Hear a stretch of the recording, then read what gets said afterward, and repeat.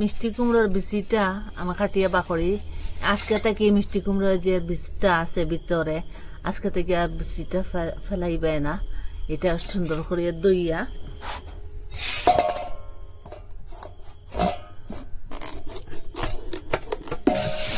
এই যে মিষ্টি কুমড়োর বীজটা আছে এটা আজকের পর থেকে আপনারা ফেলাইবে না।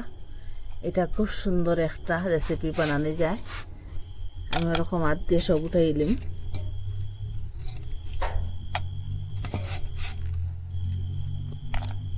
বীজটা খুব সুন্দর।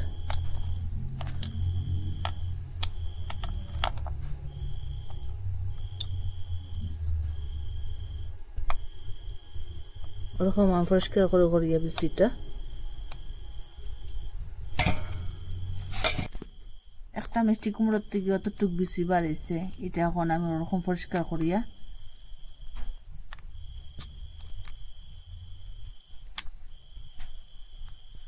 ওই যে এটা ফেলাই দিম বীজটা রাখিয়া।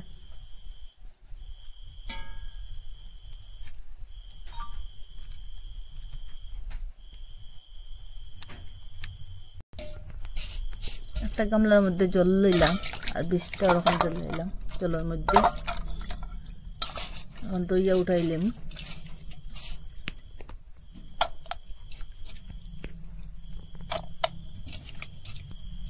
খুব সুন্দর বিচিটা নতুন নতুন কাটিয়ে বা করছি যে বিচিটা খুব সুন্দর। আর বীজটা আগে থেকে মিষ্টি কুমড়া কাটিয়ে রাখলে একটু কালো কালো হয়ে যায় বীজটা। নগদ নগদ বীজটা পরিষ্কার কত সুন্দর। এটা দইয়া পরিষ্কার করে লিছি। এখানে ঘি দিয়ে দিলাম 1 চামচের মতো। মিষ্টি কুমড়োর বীজটা দইয়া পরিষ্কার করে রাখলাম এখন দিয়ে দিন।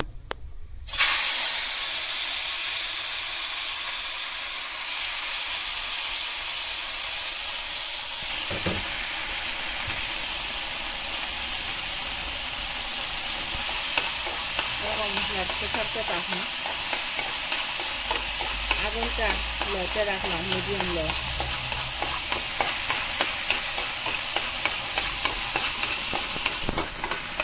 এখন লড়াচড়া করুন।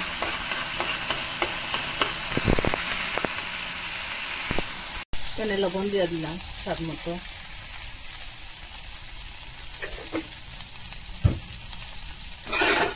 এটাকে মিশিয়ে এখন লড়াচড়া করিয়া ওরকম অনবরত লড়াচড়া করবা। নিচের দিকে জ্বলে দিব।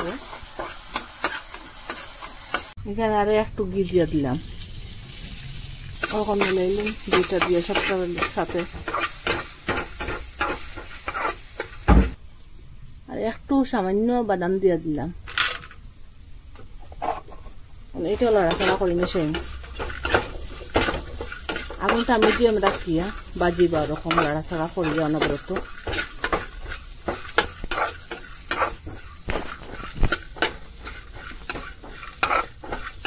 এই লবণ দিলাম। আপনারা চাইলে আরো মশলা এখানে দিতে পারেন। আমি মশলা দিলাম না এখানে। ওরকম অনবরত লড়াচড়া করুন করিয়া আর একটু সময় হয়ে গেলে হয়ে যাব।